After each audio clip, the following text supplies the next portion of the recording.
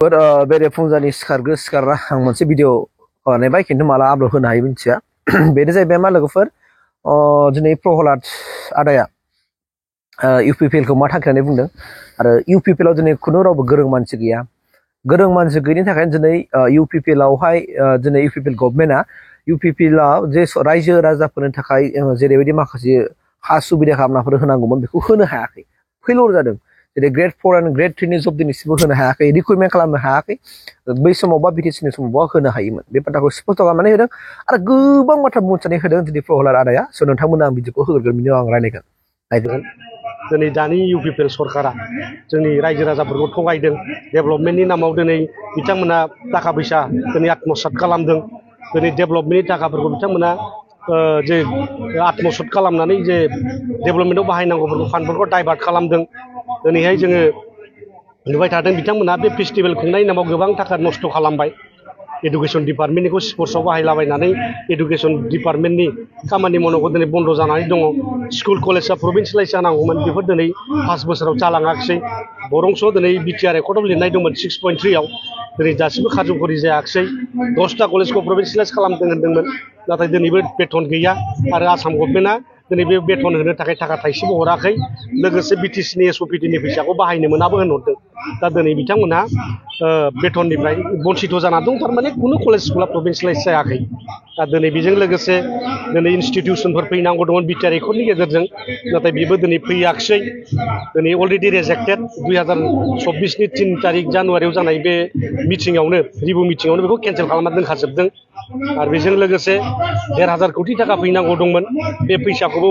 हराखै आरो हरनाय जायाखै होननानै अलरेडि डनार मिनिस्ट्रिया बुंबाय मोनसे आनस्टार्ड कुइसननि एन्साराव दिनै रोंगोरा बिथाङा सोंदोंमोन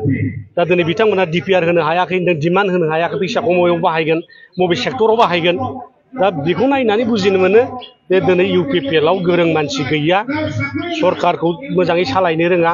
रायजो राजानि गांनाय उखैनायफोरखौ मिथिया खालि थगायनाय न'खर न'खर साख्रि होनानै थगायबाय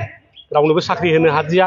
CSP खौ नाङा होननानै बिथांमोना सिफायबाय दिनै इन्टारिम CSP बानायदों इन्टारभिउ फाथिलाबायदों नाथाय दिनै हाइकर्टनि अर्डार मोनाबा बिथांमोना इन्टारभिउ फाथिनो मोनामोन दा जायनि थाखाय 2 माससो सिगां इन्टारभिउ होनायखौ दाबो रिजाल्ट होनो हायै कारना बे जानानै दं आरो बिथांमोना रिजाल्टखौ होनो हानाय नङा मानो होनबा हाइकर्टआ दाबो बिथांनि फाइनाल रिपर्टखौ हराखै मोनसे बार्डिक फाइनाल बायदि ओंखाराखै दा ओंखायनो बिथांमोना बेराफारफ्रोमबो थगायनाय आइजोफोरखौ थगायबाय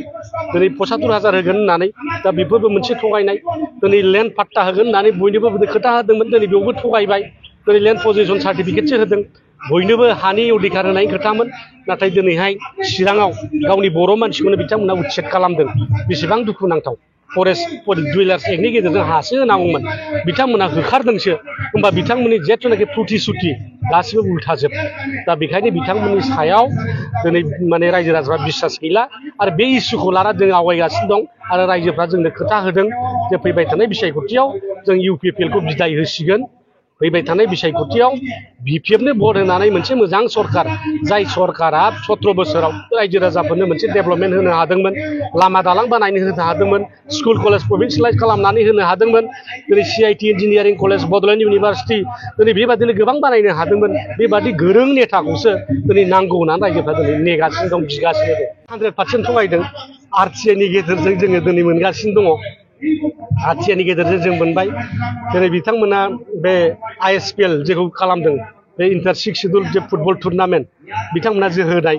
दा बेवहायबो जों RTI होनानै मोनदों 10 लाखनि ओंखाम जाहोनानै 1 कोटि थाखा बख'नाय एडुकेसननि फैसाखौ स्पर्ट्सआव बाहायनाय दा बेबादिनो टेम्परारि दिनै बायदिसिना बानायलाबायनाय गेलारि टेलारि बानायनाय औवा बायनाय बाथाम बायनाय दा बे फैसाफ्रा दिनै मिसइउज जाजोबनानै दं आरो मालाय आरो बिथांमोना खुंनोबो हादिया खालि खेबसेल' खुंनो हाबाय सिजन 1 खुंदों सिजन 2 3 4 5 फैनांसिगौमोन नङा होमबा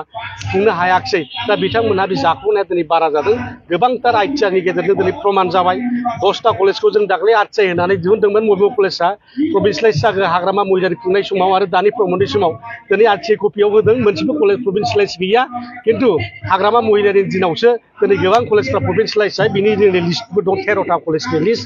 दिनैहाय नोङो Kokrajhar commerce college Kokrajhar science college Kokrajhar girls college बिदिनो नोंथांमोननि मुसलपुर दिनै गोबां उदालगुरिफ्रावबो दिनै बिनि लिस्टफ्रा दंजोबो आरो मालाय दा प्रमद बर'आ जेबो खालामनो हायाखै दा बेफोरबायदि मोनसे जाख्ल'नाय दिनैबो खोनाबाय थादों बिल हरोबा 30% लानाय खामानि होबाबो 30% लानाय बे आरो साख्रि बाख्रियाव दिनै गावथ' होनो हाया दिनै बै हाग्रामा सारनि समावहाय मामोन थार्ड ग्रेड फर्थ ग्रेड साख्रियाव बिटिसिनि मानसिफ्राल' मोनोमोन बिटिसियाव नाथाय दिनै बाहेरानि मानसिफ्राबो फैनायाव साख्रि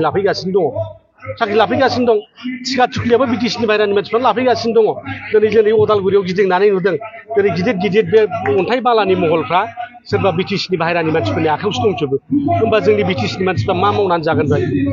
जागोन सेंग्रा सिख्ला बिए पास एम ए पास जानानै ओरैनो दंजोबो दा बिथांमोना मा खालामनानै जागोन जों मा खालामनानै जागोन दा ओंखायनो बे मोनफा इसु बिथांमोना दिनै जोंखौ थगायदों बे थगायनायखौ दिनै गामिनि ना फाननानै जाग्रा मैगं फाननानै जाग्रा बन दाननानै जाग्रा फिसा बेफार बानिज्य खालामनानै जाग्रा बयबो मिथिजोब्बाय बाजाराव बेसा किना गैला हार्डवेर स्ट'रा बिक्रि जाला ना बेदर फाननो हाला दिनै बेबादि अबस्था जाना दं बयबो सोलायनायखौ लुबैफिनबाय प्रमद बर'नि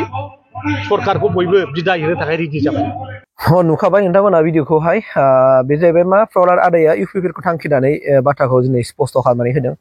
जे दिनैनि थारिखआव इउपिपिएलआ फेलियर जाबाय माने प्रमद बर' दैदेननाय जेनाखि इउपिपिएल गभर्नमेन्ट बिथांमोना बिराद गाज्रि फेलियर जाबाय आरो जिखुनु मोनसे साक्सेस जानो हादिया जायनि क्लाव दिनै रायजो राजाफ्रा बेनिखायनो दिनै बिपिएफखौ बयबो अनसायदों आरो बिपिएफखौ दिनै बयबो लुबैफिनदों माने हाग्रामा सरकारानो मोजांमोन होननानै मानोना दिनैसिमाव